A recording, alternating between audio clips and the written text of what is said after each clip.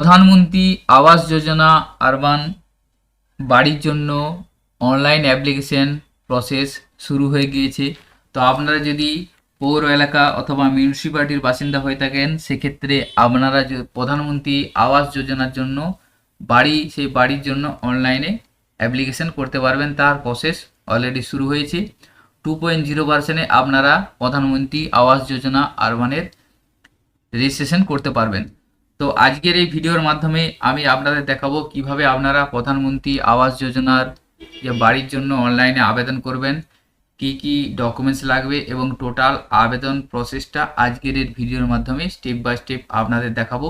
ভিডিওটি স্কিপ না করে সম্পূর্ণ দেখবেন, সাথে থাকবেন। আপনাদের কাছে একটা ছোট্ট রিকোয়েস্ট, আমাদের চ্যানেলে যদি আপনারা নতুন হয়ে থাকেন চ্যানেলটিকে সাবস্ক্রাইব করে রাখবেন। এছাড়াও পাশে থাকা বেল আইকন প্রেস করবেন যাতে এই ধরনের আপডেট নোটিফিকেশন আপনারা সহজেই পেয়ে যেতে পারেন।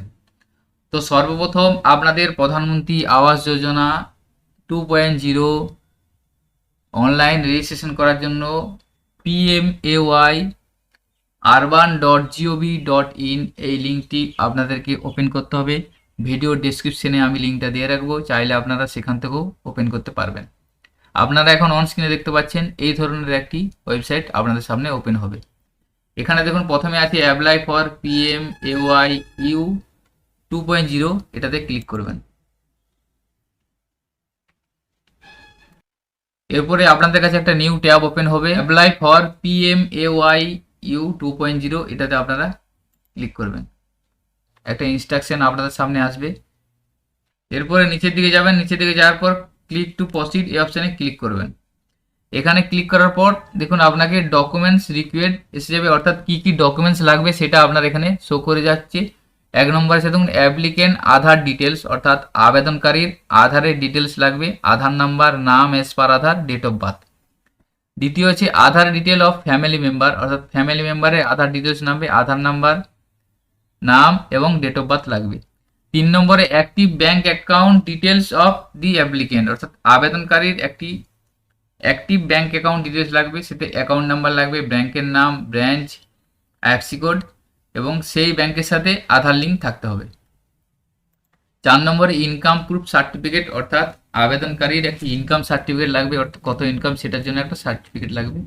5 নম্বরে কাস্ট সার্টিফিকেট, যদি সে SC ST OBC হয়ে থাকে তাহলে কাস্ট সার্টিফিকেট প্রয়োজন। 6 নম্বর ডকুমেন্টস হিসেবে দেখুন ল্যান্ড ডকুমেন্টস, অর্থাৎ যে জায়গার উপর বাড়িটা করবেন সেই জায়গার একটা ডকুমেন্টস লাগবে। এই 6টি ডকুমেন্টস লাগবে। এরপরে নিচের দিকে যাওয়ার পর প্রসিড অপশানে ক্লিক করবেন। প্রসিড অপশানে ক্লিক করার পর দেখুন এলিজিবিলিটি চেক, অর্থাৎ অ্যাপ্লিকেশন করার আগেই আপনার এখানে চেক করা হবে যে আপনি প্রধানমন্ত্রী আবাস যোজনার বাড়ি পাওয়ার যোগ্য কিনা।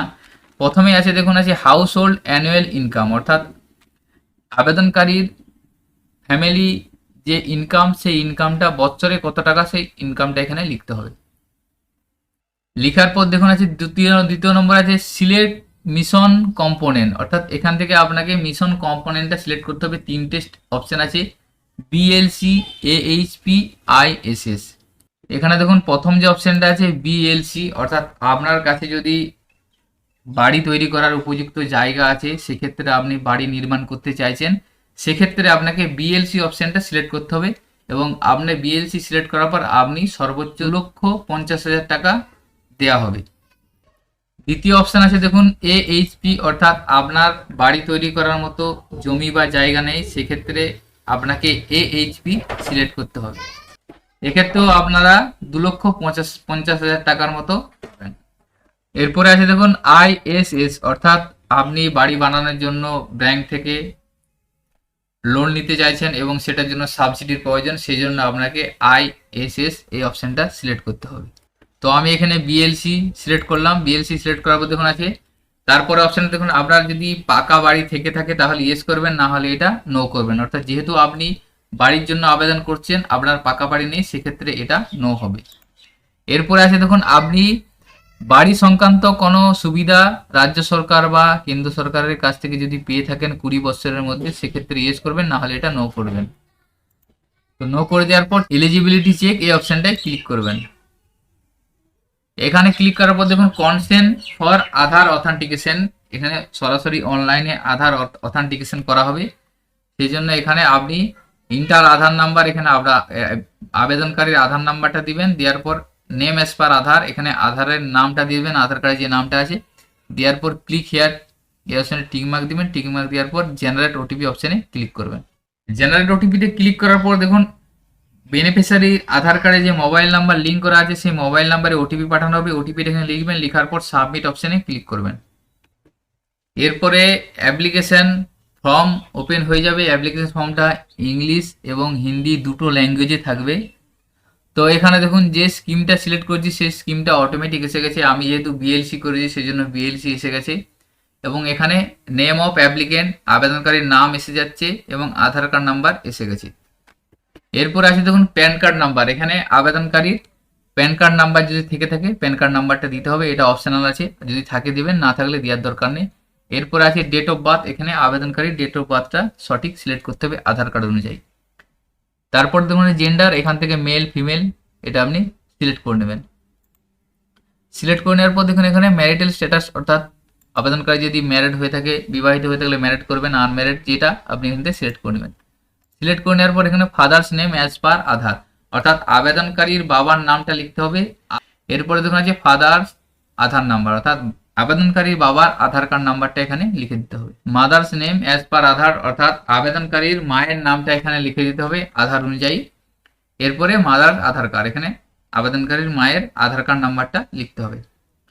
তারপরে আছে দেখুন এমপ্লয়মেন্ট স্ট্যাটাস, এখানে যদি সেলফ এমপ্লয়েড হয়ে থাকে তাহলে সেলফ এমপ্লয়েড করবেন, যদি নট কোনো কাজ না করে থাকে নট এমপ্লয়েড করবেন, যদি লেবার বা ওয়ার্কার হয়ে থাকে সেক্ষেত্রে লেবার করবেন, এবং আদার্স কিছু হলে আদার্স করবেন, অর্থাৎ কী ধরনের কাজ করেন আবেদনকারী সেটা এখান থেকে সিলেক্ট করে নেবেন। এরপর দেখুন আছে অকুপেশন অফ অ্যাপ্লিকেন্ট, অর্থাৎ আবেদনকারীর পেশা, এখানে ড্রপডাউনে অনেক লিস্ট আছে সেখান থেকে সিলেক্ট করবেন। আবেদনকারী যদি মহিলা হয়ে থাকেন হাউসওয়াইফ সেক্ষেত্রে হাউসওয়াইফ পাবেন, এখানে হাউসওয়াইফ সিলেক্ট করে নেবেন। এছাড়াও আপনারা আপনাদের পেশা অনুযায়ী এখানে ড্রপডাউন থেকে সিলেক্ট করে নেবেন। এরপর আছে দেখুন এডুকেশন কোয়ালিফিকেশন, আবেদনকারীর শিক্ষাগত যোগ্যতা এখানে লিখতে হবে, যদি নট এডুকেটেড কোনো শিক্ষাগত যোগ্যতা না থাকে সেক্ষেত্রে নট এডুকেশন করতে হবে, নো এডুকেশন করতে হবে। আপ টু ম্যাট্রিক আছে, ব্যাচেলার আছে, মাস্টার ডিগ্রি, আদার্স আছে, এটা আপনারা সিলেক্ট করে নেবেন। সিলেক্ট করে নেওয়ার পর দেখুন হাউস হোল্ড ক্যাটাগরি, এখানে ইডাব্লিউএস আছে, এলআইজি আছে এবং এমআইজি, এটা এখান থেকে সিলেক্ট করে নিতে হবে।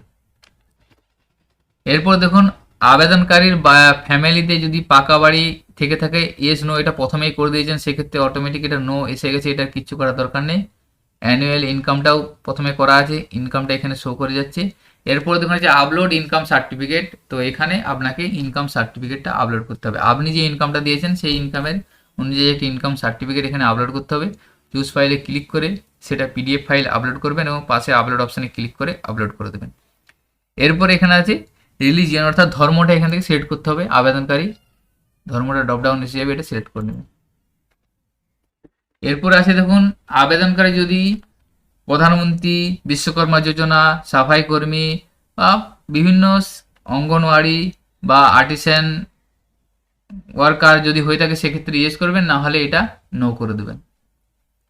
এরপর এখান থেকে ক্যাটাগরিটা সিলেক্ট করবেন, জেনারেল, এসসি এসটি ওবিসি যে থেকে সেটা করে দেবেন। যদি এসসি এসটি ওবিসি করেন সেক্ষেত্রে এখানে কাস্ট সার্টিফিকেটটা আপলোড করতে হবে, আর জেনারেল করলে যদি জেনারেল থাকেন সেক্ষেত্রে কিছু আপলোড করার প্রয়োজন নেই।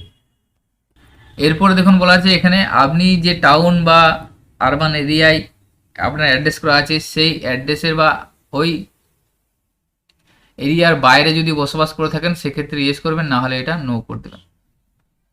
এরপর এখানে দেখুন হচ্ছে present address and contact details, তার পাশে আছে permanent address contact details. Present অর্থাৎ আপনি বর্তমানে যে ঠিকানায় বসবাস করছেন সেই ঠিকানাটা লিখবেন, এখানে হাউস বা ফ্ল্যাট নাম্বার লিখবেন, নেম অফ দি স্ট্রিট লিখবেন, স্টেটের নামটা লিখবেন, আপনি এখান থেকে ড্রপডাউন এসে যাবে, ডিস্ট্রিক্টটা আসবে, ডিস্ট্রিক্ট চয়েস করবেন, সিটি এসে যাবে, সিটি লিখবেন, পিনকোড নাম্বারটা লিখে দেবেন, মোবাইল নাম্বার লিখবেন, মেল আইডি থাকলে মেল আইডি লিখবেন।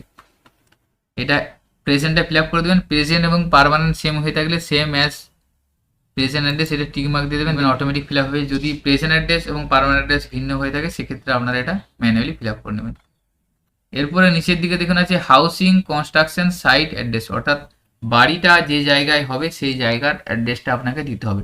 তো আপনার যদি প্রেজেন্ট অ্যাড্রেস বা পার্মানেন্ট অ্যাড্রেসের যে অ্যাড্রেস আছে সেখানে যদি বাড়ি হয় সেক্ষেত্রে আপনি same as present address tick mark দিয়ে দেবেন, অথবা same as permanent address tick mark দেবেন।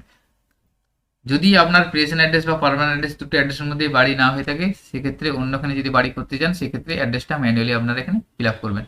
এবং নিচে আছে দেখুন আপলোড ল্যান্ড ডকুমেন্টস, এখানে আপনার জায়গার একটা ডকুমেন্টস আপলোড করতে হবে। আপনি আপনার জায়গার পর্চাটা এখানে আপলোড করে দেবেন। আপলোড করে দেওয়ার পর দেখুন যে number of years of stay in present town city, অর্থাৎ যে অ্যাড্রেসটা আপনি দিলেন সেই টাউন বা সিটিতে কত বছর আপনি বসবাস করছেন সেটা এখান থেকে সিলেক্ট করে নেবেন। এরপরে দেখেন প্রেজেন্ট হাউস ওনারশিপ, অর্থাৎ আপনার বর্তমানে যে বাড়ি আছে সেই বাড়িটি নিজস্ব বাড়ি হলে ওন করবেন, ভাড়াটিয়া হলে রেন্ট করবেন, এবং নো হাউস, হাউস না থাকলে বাড়ি না থাকলে নো হাউস করে দেবেন। এরপরে নিচের দিকে যাবেন, নিচের দিকে যাওয়ার পর ফ্যামিলি মেম্বার ডিটেলস, এখানে ফ্যামিলি মেম্বারের ডিটেলসটা অ্যাড করতে হবে। আপনার ফ্যামিলিতে কতজন মেম্বার আছে তার ডিটেলসটা অ্যাড করবেন। প্রথমে 1 নম্বরে নাম দিবেন, নামের পর ডেট অফ বার্থ দিবেন, ডেট অফ বার্থ দেওয়ার পর রিলেশনটা অর্থাৎ আবেদনকারীর সাথে কি সম্পর্ক সেটা দিবেন, জেন্ডারটা চয়েস করবেন, আধার নাম্বার দিবেন এবং তার পেশাটা দিয়ে দিবেন। এর একটা ফিল আপ করবার পাশে দেখুন অ্যাড আছে, অ্যাড করে আবার পুনরায় আরও ফিল আপ করে দেবেন, অর্থাৎ যতজন মেম্বার আছে তার ডিটেলসটা এখানে আপনারা অ্যাড করে দেবেন। অ্যাড করে দেওয়ার পর দেখুন যে ব্যাঙ্ক অ্যাকাউন্ট ডিটেলস, এখানে ব্যাংকের অ্যাকাউন্ট ডিটেলস দিতে হবে আবেদনকারীর।